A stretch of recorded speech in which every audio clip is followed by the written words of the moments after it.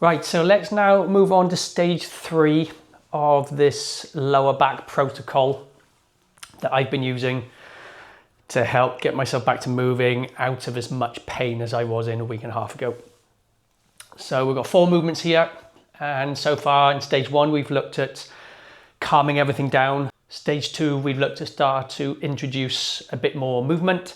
So now we're going to kind of expand on that movement on this 3rd stage, but remember, stick with each stage until you feel you're ready to move on to the next stage. You might spend a week or 2 in stage 1 and that's fine. So the first one we're going to look at is opening up the back of the hip, back of the leg, front of the hip with a nice gentle back and forth movement. So you're going to set up in this sort of short lunge position.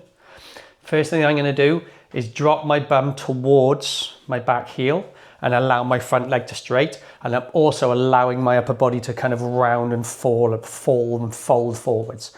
What I'm going to do here is take in a breath, fill everything up, then as I rock back, I'm going to feel a stretch down the back of this leg. Then I'm going to come back up as I breathe in.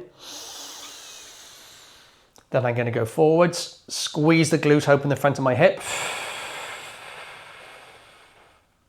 Breathe in as I come back. Breathe out as I rock down. Let that body round forwards. Breathe in. Breathe out. Squeeze that glute, open the front of the hip. So we're basically lengthening and opening up the front leg, the back of the front leg, and then we're opening the front of the back leg.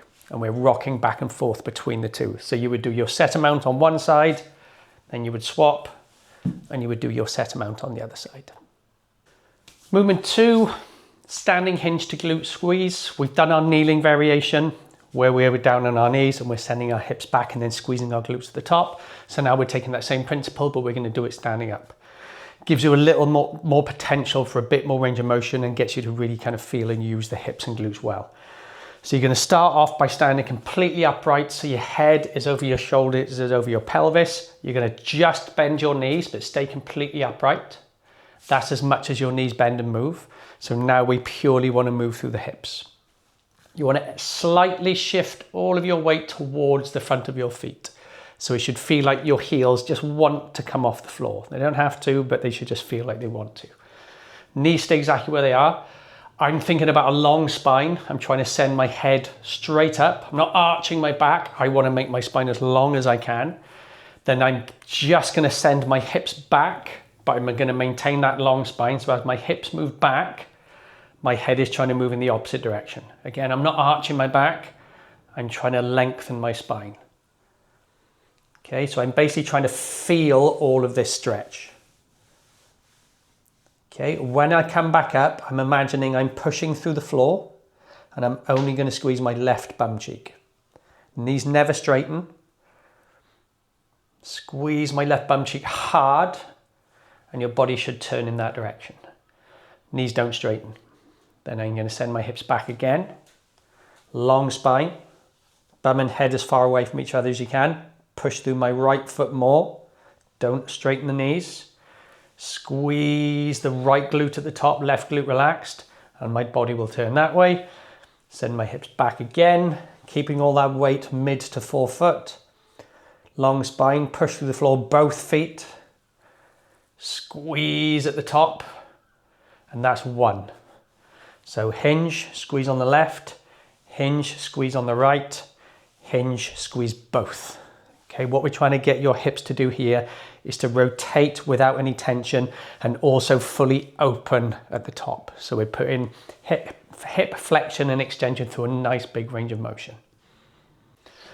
So now we want, on movement 3, we want to introduce a bit more flexion and rounding of our spine. We've done our seated variation to show our nervous system that it's okay to round the spine. Remember, if you get any sharp pain or anything like that, then stop. Make sure you get looked at by a medical professional, a physio or an osteopath or a GP before you start pushing yourself through any of these exercises. So for this exercise, going to start off the same way we did as a hinge. Bend the knees. But this time you're going to take one leg. I'm going to take my right leg and I'm just going to place it behind me, but there's only about 5% load on that foot. I want the vast majority, 95%, to be on this front foot. So I'm shifting my knee forwards, shifting my weight following. So now my heel should feel like it does want to come off the floor. There's nothing on my back foot at all. I'm not sitting back on it. It's purely there for balance, and that's it. I want you to take your head, your shoulders and your arms and just completely relax and slump over. So dead weight, head just hanging, dead weight. Knee stays exactly where it is. I'm going to take a big inhale at the top, fill in everything here. Make my upper back as wide as I can. And then as I exhale, I'm just going to slump forwards. I'm not moving up my hip. So that there's a bit tight where I've got that still kind of hanging on. So I'm going to take another deep breath in. Fill everything up, dead weight. Exhale and hang more.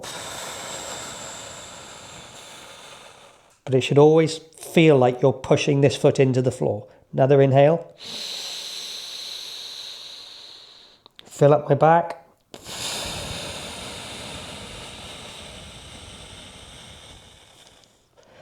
I'm not reaching for the floor. I'm just letting my arms completely hang. Once you've got as far as you can, then push through this foot. Knee doesn't bend. Hip hasn't moved back. Squeeze your glute at the top, but keep slumped over. We're trying to get this, take the spine out of it completely. What your brain might want to do is, as you go down, is hold tension because it doesn't feel safe. If that's the case, stick with the seated one. Only move on to this one when you feel you can. And those breaths are super, super important because that inhale of getting the ribs opening and the spine, filling everything up. And then when you exhale, you can usually go a little bit further because it's the exhale, that inhale and that exhale is kind of shows your nervous system that things are safe and it's comfortable to do this. But like everything, any sharp stabbing pain, stop. Just treat this as where are you at the minute? And if that's as far as you can get, just do a bunch of breaths there and come back up. And then next time you do it, go half an inch further. But only move through the exhale. So don't move and then exhale. The exhale dictates how far you go with the movement. Okay, movement 3 in stage 2, we did some lateral stepping with reaching to open up the ribs and get the spine laterally flexing to one side. You know, with mine being on my left side, that side is a lot stiffer than the right. So that was a really nice movement to help open things up. This one now is to open up the front of the hips a little bit more and get the back doing the opposite and arching that way. I have got piss all extension in my upper back due to my spine, my disc degenerations, but that doesn't mean I should never try extending. I'm not forcing any extension. I'm just trying to allow my back to open as much as it can. So rather than stepping sideways, we're stepping backwards. But the way this one works is I'm stepping onto my right foot, then I'm going to reach down towards my calf with my right hand whilst reaching up and over with my left hand. So I'm driving this hip into extension and this hip into extension a little bit with that reach. So exhaling again, I'm going to take my breath in as I step back. Then as I reach down, I'm going to exhale and reach over. So I'm aiming for my calf. Come back, breathe in, step back. And obviously the further down the calf you reach, the more those hips are going to open. To start with, you might not even reach your calf. You might only get to your halfway down your hamstring.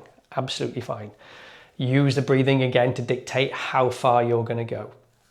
So this being my good side, I'll show you the difference. So you can see with this one,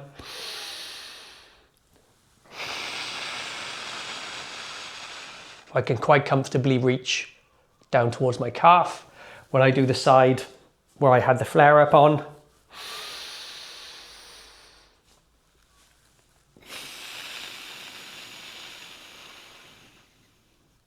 It's about as far as I can get. One more breath.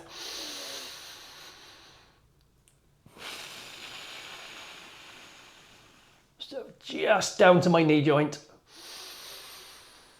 is about as far as I can go on that side. And again, that's fine. Over time, I get a little further and a little further and a little further. You know, a week and a half ago, I couldn't even attempt this. I had to go through the stages of 1, 2, and 3. So that's the 4 movements for this last stage.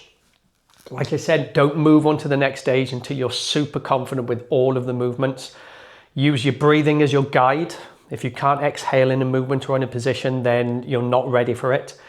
Go slow and don't push yourself too hard at this stage.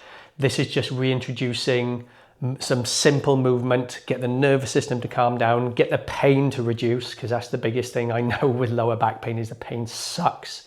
Reduce that pain so you can get back to doing your activities and just losing the fear of getting out of bed, of going over a speed bump in your car, of coughing, of sneezing, because it all sucks.